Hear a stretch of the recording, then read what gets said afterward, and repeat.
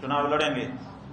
बंधुओं, इसके साथ ही साथ देश में 1, 2, 3, 4, 5, 6, 7 और स्थानों पर बाई इलेक्शन उपचुनाव हो रहे हैं। जम्मू कश्मीर में गुड़गांव और नगरोटा में, राजस्थान के अंता में, झारखंड के घाटशिला में, तेलंगाना के जुबली हिल्स में, पंजाब के तरन तारण में, मिजोरम के डंबा में और उड़ीसा के बुआपाड़ा में बाई इलेक्शन हो रहे हैं। वहां पर भी गौ माता के लिए प्रत्याशी खड़े हो रहे हैं और ये मुहिम पूरे देश की है, केवल बिहार की नहीं है। सब जगह से गौ माता की आवाज अब उठनी शुरू हो रही है।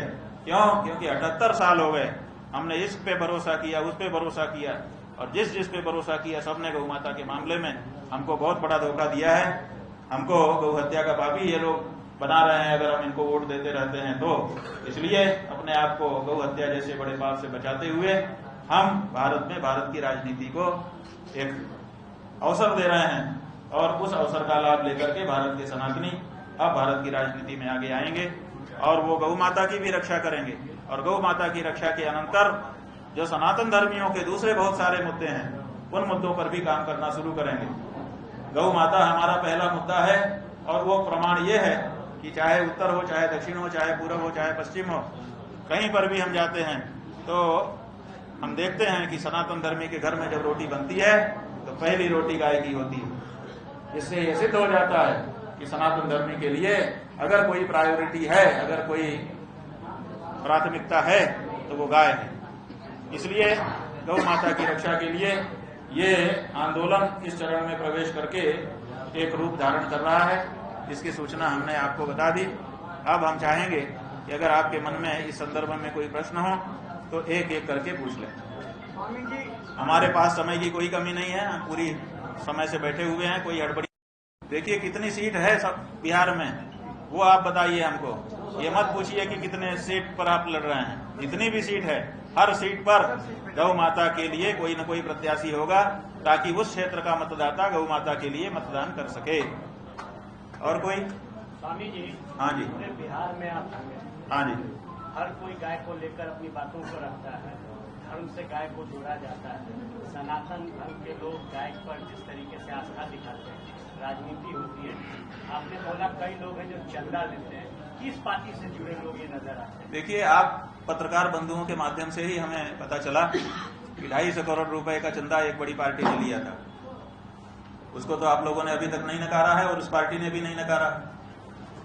प्रमाण जब सामने है तो फिर इसमें क्या प्रश्न होता है? किस जाति, किस धर्म के लोग हैं जो सबसे ज्यादा गौ हत्या करते हैं? देखिए, किस जाति के लोग, जाति तो केवल हिंदुओं में होती है और आपको हम बता देना चाहते हैं कि कोई भी हिंदू किसी भी जाति का हो तो गौ हत्या नहीं करता है। इसलिए जाति वाली बात तो पूछिए ही मत। जो भी हिंदू होगा, और हिंदू हम, यह गौ माता हमारी एकता का सबसे बड़ा वो है, उपकरण है। क्योंकि बाकी चीजों में हम ब्राह्मण, क्षत्रिय, वैश्य, शूद्र सब हैं, लेकिन गाय किसकी माता है? तो केवल ब्राह्मण नहीं कहता कि हमारी माता है, केवल क्षत्रिय नहीं कहता कि हमारी माता है। ब्राह्मण हो, क्षत्रिय हो, वैश्य हो, शूद्र हो, कोई हो, हम सब कहते हैं कि गाय हमारी माता है। इसलिए ये सिद्ध है कि गाय हमारी एकता का मूल मंत्र है। और गाय अगर हमारे केंद्र में रहेगी तो जो लोग, राजनीतिक लोग, जाति के नाम पे हमको एक दूसरे के सामने आमने खड़ा करके हमको लड़ाना चाहते हैं, उनका भी षड्यंत्र विफल हो जाएगा। गाय हमको एक बनाएगी और गाय हमारी शक्ति को बढ़ाएगी। स्वामी जी, लेकिन गौवंश तस्करी में तो अधिकांश हिंदू समाज के लोग। देखिए, आपको हम बता देना चाहेंगे कि अब ऐसा नहीं है कि हिंदू जैसा नाम हो तो वो हिंदू ही हो। अब कन्वर्टेड लोग भी हिंदू जैसा नाम रखते हैं। इसलिए हिंदू जैसे नाम के चक्कर में आप भ्रम में मत आ जाइए। कोई भी हिंदू होगा वो गाय हत्या नहीं कर सकता, नहीं कर सकता, नहीं कर सकता। शंकराचार्य जी यूपी के एक सांसद हैं अफजाल अंसारी, लंबे समय से ताल ठोक करके कह रहे हैं कि 13 राज्यों में जो भाजपा शासित राज्य हैं वहां गाय खुलेआम करती है, गाय का लाइसेंस भी दिया जाता है और वह कह रहे हैं कि गाय को राष्ट्रमाता घोषित किया जाए, गाय का दूध शुद्ध है और अमृत के समान है। तो इसको क्या कहा जाए? फिर सनातन ही क्यों? ऐसे लोग अगर मांग कर रहे हैं, आपने उत्तर प्रदेश के गाजीपुर के सांसद अफजल अंसारी की बात की। हम आपको बिहार की बात बता रहे हैं। बिहार में हम गए, हर जिले में गए। एक शिवहर नाम का जिला है, हम शिवहर जिले में गए तो वहां के नगर परिषद के अध्यक्ष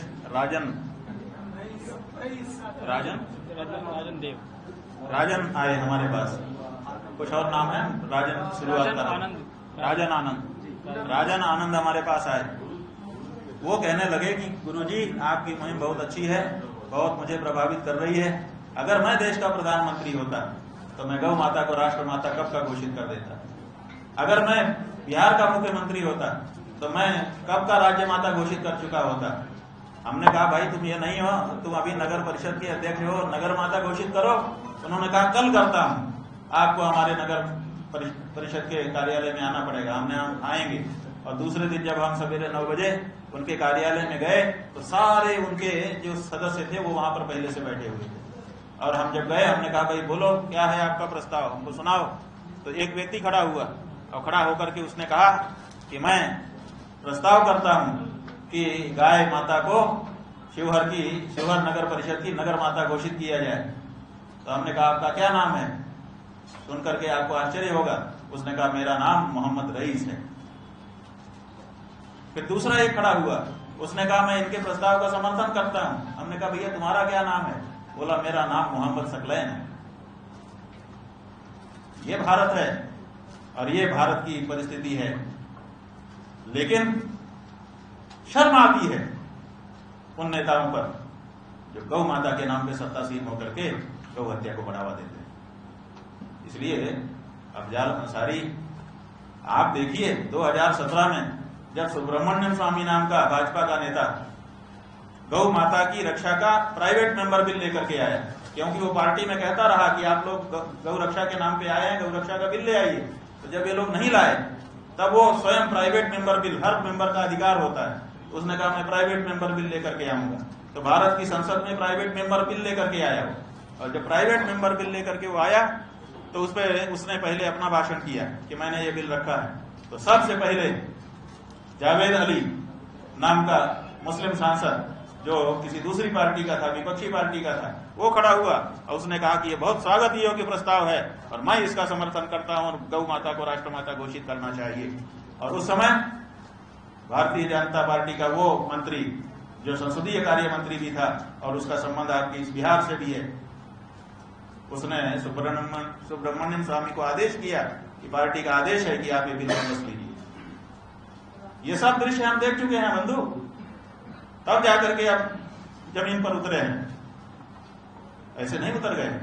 इसलिए गौ माता की रक्षा के लिए केवल हिंदू नहीं, भारत का बहुत बड़ा दूसरे तबके का जो समुदाय है वो भी छत्तीसगढ़ मुस्लिम महासभा, उन्होंने हजारों मुसलमानों की बैठक की। हम तो जानते भी नहीं थे उनको। फिर उन्होंने हमको वीडियो कॉल पर फोन किया, हम कहीं दूसरी जगह किसी दूसरे प्रदेश में कार्यक्रम कर रहे थे। उन्होंने कहा कि हम हजारों मुसलमान बैठे हुए हैं और गौ माता को राष्ट्र माता बनाने का प्रस्ताव पारित कर रहे हैं। शंकराचार्य जी ने यह मांग उठाई है, हम लोग चाहते हैं कि एक बार वो हमको देख लें और हमको संबोधित कर दें 2 मिनट। बताइए, हजारों मुसलमान बैठे हैं जिनसे बच्चे भी नहीं है और वो गौ माता को राष्ट्र माता बनाने का प्रस्ताव पारित कर रहे हैं। और आप उन्हीं के नाम को लेकर के कहते हैं कि विरोध है। काय का विरोध है? पूरा देश चाहता है। और हम कहते हैं छिटपुट कोई विरोध हो भी तो भी बहुमत अगर चाहता है तो बहुमत की बात को माना जाना चाहिए। और आज भारत में गौ हत्यारों का बहुमत नहीं है, आज भारत में गौ रक्षकों का बहुमत है। तो जब गौ रक्षकों का बहुमत है तो फिर गौ रक्षा क्यों नहीं होनी चाहिए? आप पूज्य शंकराचार्य पाप लगेगा, गौ हत्या का पाप लगेगा। और आपको बता दें, गौ हत्या के पाप के बारे में धर्मशास्त्र बता दे रहे हैं। गौ हत्या जो है ब्राह्मण हत्या के समान मानी गई है, क्योंकि गाय ब्राह्मण का एक ही कुल शास्त्र के अनुसार बताया है। ब्राह्मणाश्चैव गावश्च कुलम एकम दुधाकृतम एकत्र मंत्रास्तिष्ठन्ति हविर एकत्र तिष्ठति। हमारे यहाँ यज्ञ सबसे महत्वपूर्ण है। उस यज्ञ के लिए गाय के पास से घी मिलता है हवन करने के लिए और ब्राह्मण के मुख से मंत्र निकलता है, इसलिए दोनों बहुत महत्वपूर्ण है यज्ञ के लिए। तो उतने वर्ष तक तो एक गाय के शरीर में कितने रोए हैं? तो वैज्ञानिकों ने गिना हुआ है कि मनुष्य के शरीर में 45 लाख से लेकर के 50 लाख रोए होते हैं, रोमकूप, और गाय के शरीर में इससे दुगने होते हैं, मतलब 1 करोड़। तो 1 करोड़ वर्ष तक नरक भोगना है गौ हत्यारे को। अब ये दोष पटेगा कितने में बटेगा? 8 लोगों में बटेगा। धर्मशास्त्र कहता है कि गौ हत्यारा कौन? तो अनुमंता, विशेषिता, निहंता, क्रय विक्रयी, संस्कर्ता, चोपहर्ता च, घातकश्चेति घातकाः। घातक कौन कौन है? अनुमंता, जो अनुमति देता है, माने आपको ताकत देता है कि ठीक है, माने हम मतदाता या नेता। विशेषिता, जो काटने के लिए छुरी चलाता है। निहंता, जो प्राण ही समाप्त कर देता है। और फिर क्रय विक्रयी, जो खरीदता और बेचता है। संस्कर्ता माने जो पकाता है, उपहर्ता माने जो परोसता है, और खादका माने जो खाता है। इतने लोगों में वो पाप गाय का बट जाता है।